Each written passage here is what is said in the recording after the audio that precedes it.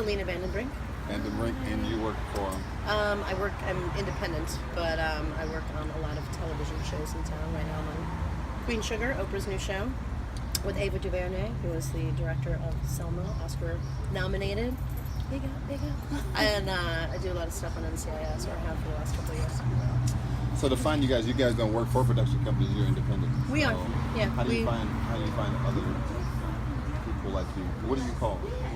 Set decorator. Set decorator. Set decorators. Can you Google set decorator? You could. I know they have. You know, if you go online to the like Louisiana Film Office.com, or I don't know what the exact website is, but if you Google Louisiana Film, there's websites that come up, and they'll have databases of production designers, art directors, set decorators.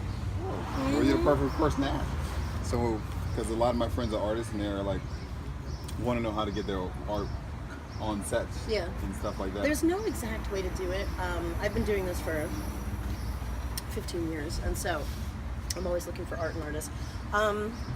I usually will find some sort of like collective in the town that I'm in. Like in Detroit, there's the Detroit Artist Market, and they just have huge, massive online presence of all these different artists who make all sorts of different things. And so I can go through there and dig and try and find stuff, and then negotiate with the artists, like renting, purchasing, getting a digital image so I can print it the size that I want.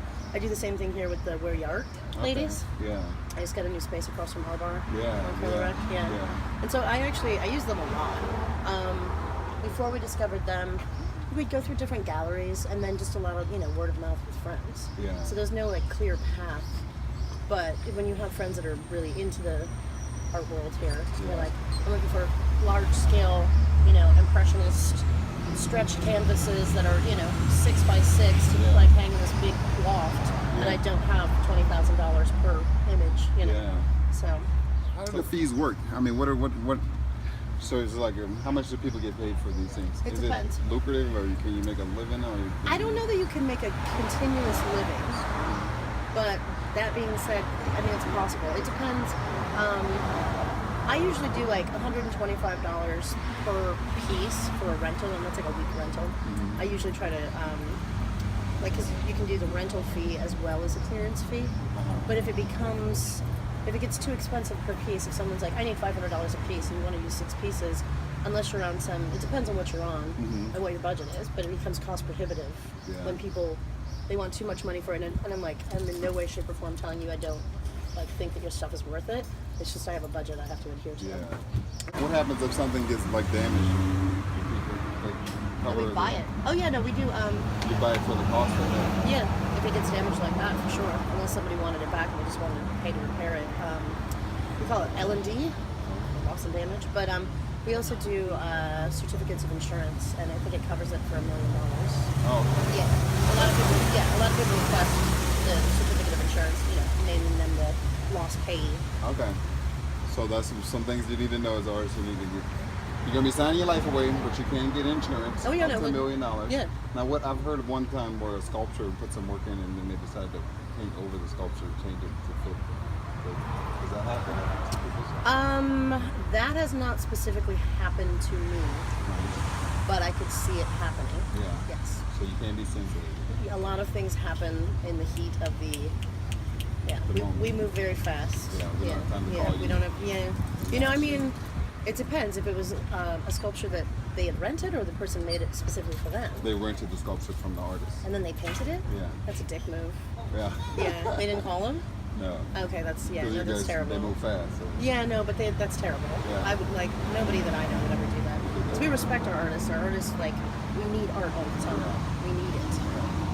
And now you were telling me when we met in the square that the movie industry is not leaving New Orleans. See it. It might not be as big as it was and as crazy, but it will always be here. I mean, today is the day that the incentive money rolls over again for the fiscal year, July 1st. So another $180 million are available now. And what changed? Explain that. They capped it, and I'm not the best one. I don't know all of this, and the verbiage, there's some verbiage in it that basically what they did is the most we've ever paid out per year to any number of films is $224 million. Okay. That's how much they paid out to multiple productions, or the credits they've gotten those credits. Yes. Back to them. Yes. So they capped it at $180 million.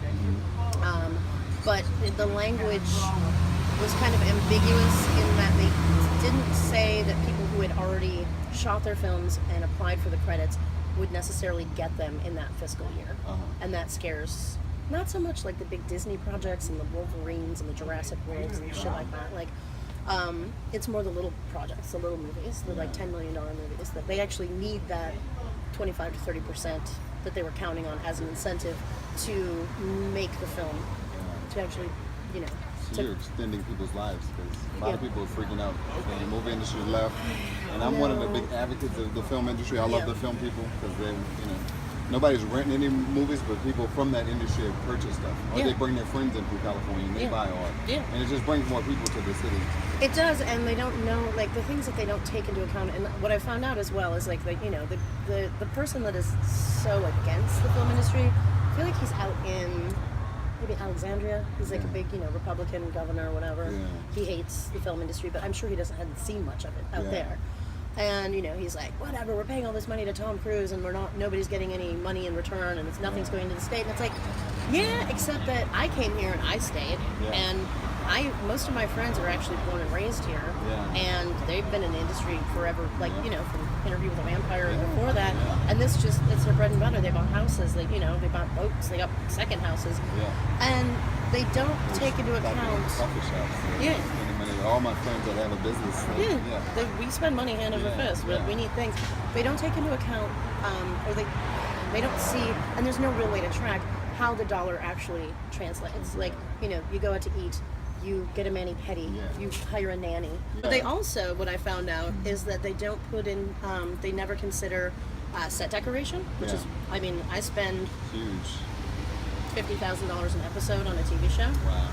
In mostly local expenditures. I mean, I haven't seen any of that money yet, but my friends have. Yeah, nice. Yeah, Poets Gallery and that own secondhand furniture stores. And Miss Jean, exactly. Okay. Of course. I use Jean. Yeah, so all those guys, so they're always like, you know, and when they thought he was leaving, everybody was like, oh, this movie industry's gone, it's over. No, and the you know, times are over. No, it's not true. It might not be as big as it was, but for a couple of years. I think this cap is for 3 years or something. But they also, they changed the language in it, so now people are guaranteed the incentive when they apply for it, instead of a retroactive thing, which is what they had been doing before, which is why everyone, the sky is falling, they're capping the incentive, we're never going to get our money, but, you know. It's exciting. Yeah, it's not going anywhere. It's going to be fine. It's just going to be a little smaller. And in truth, all these people that came here from LA or wherever that didn't really come here and love Louisiana, they just came for the money, they're all moving to Atlanta, come back to LA. Bye. Yeah. See ya. Anyway. Yeah.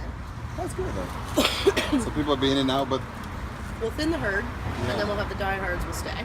Well, that's good. So we'll have the movie industry will stay there. Yes, the movie industry will stay. I don't think they're gonna. I don't think they're gonna do away with it. I don't think they can. Yeah, that's what I was thinking. I was like, they built too much. They built There's too much infrastructure. They built those studios over in the Lower Garden District. Built them on the West Bank. There's too much. You can't just. Yeah, I mean, I've seen them do it actually in the past because I'm from Detroit, and so they had an incentive up there, and I worked there for a little while. That's what I heard. Yeah, all the movie people I meet at different coffee shops or clubs, they're like, yeah, they're gonna be here, but you know, be careful because they'll leave in a heartbeat. So that's when they got rid of the incentives. We all thought, oh, there they go. Yeah, no, they didn't get rid of it. They're just anytime that they start changing the verbiage of, and for the last however long, since 2001, I think it was, when Louisiana was the first state in the country to pass an incentive. And what people don't realize is that before Louisiana passed an incentive and set a precedent, we were the first people in the state to pass an incentive. Louisiana was the first state in the United States of America. We were first in something? Yes, we were. No. Like, they were like forward thinking. I don't know which governor it was that did this. Yeah. But they passed it. But before that, what people don't realize is that in the 90s, Canada passed their incentive, late 80s, 90s, and all the movies went there. Like Seven, True Romance, all these movies that you think were shot in, like, New York or whatever. No, they were all shot in Canada, all in Toronto. Yeah. So Louisiana somehow had the foresight to to offer an incentive, and then people started coming and started setting it up. But I don't think it wasn't like a massive crush of people because they didn't really understand it. But then other states started doing it. Then Katrina hit. A lot of things went away, but most of it just moved to Shreveport and thing. And then the moment that they could come back, Everybody everybody came back. I mean, they still have work up in Shreveport and in Baton Rouge. Right now, it's like super slow because of all this incentive nonsense. Yeah. But- So it's just slowed down. It's not going anywhere. No. So okay. So as an artist, we just got to figure out how to get in touch with people like you. Yes. And it's, I mean, it's really, there's no like direct route. It's just kind of word of mouth. Once you work with one, it's a very small community. I mean, if you have friends who are in the industry or are affected by it, we all know each other. I feel like we all know each other across the country. We all know each other's names. We all know, it's, I don't know how many thousands of people there are in the industry, but it's basically about this. Yeah. Okay. And so once you work with one, like I have mass texts that I send around to the decorators when I'm looking for something.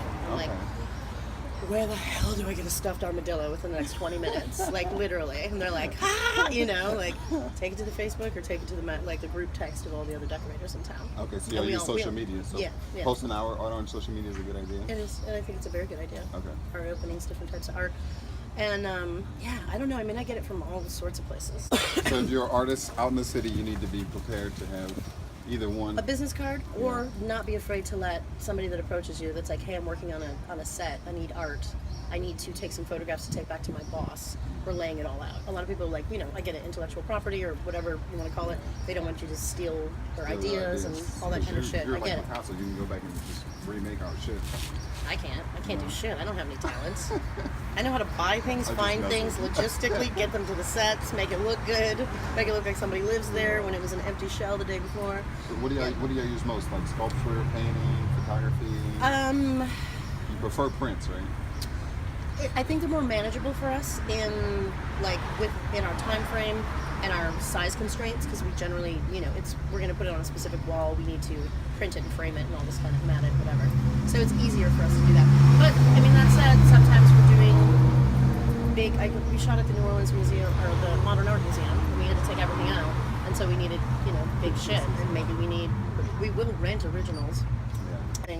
I gotta choose between us and Atlanta. There's incentives everywhere. New York really? New York has a massive incentive. California has been trying to get their incentive bigger so that they can get movies to come back. Tennessee has an incentive. Ohio has a lot of movies shooting there right now. Oh wow. Yeah. Who else have? I think it's like something like 46 states out of 50 have incentives. Everyone has an incentive of some kind. It's just whoever's the most aggressive and giving away the farm. Like Alaska has a 50% incentive. And so in the summer months, they have movies up there. What is ours? I want to say ours is like 25 to 30. Oh, okay. And I think 30 is in-state expenditures. But like when Michigan passed theirs in 2008, they had 42%. A little bit of money you can make. Mm-hmm. Sounds cool. Yeah. Well, I mean, a way to get paid to be an artist is to become scenic and work in the scenic department, but then you're not creating your own art. Yeah, painting like drums and walls. Yeah, but I mean, we have them paint murals, we have them paint paintings for us sometimes. I mean, I've hired artists in the past and been like, I need like 10 different styles. I need some impressionistic, I need some cubist, I need some this. And I'll give them like representations of what I need. Yes, indeed. Yeah. So. Okay. Well, that's awesome. Well, thanks It so is. much. It's super fun. Thank you. Thanks for interviewing me.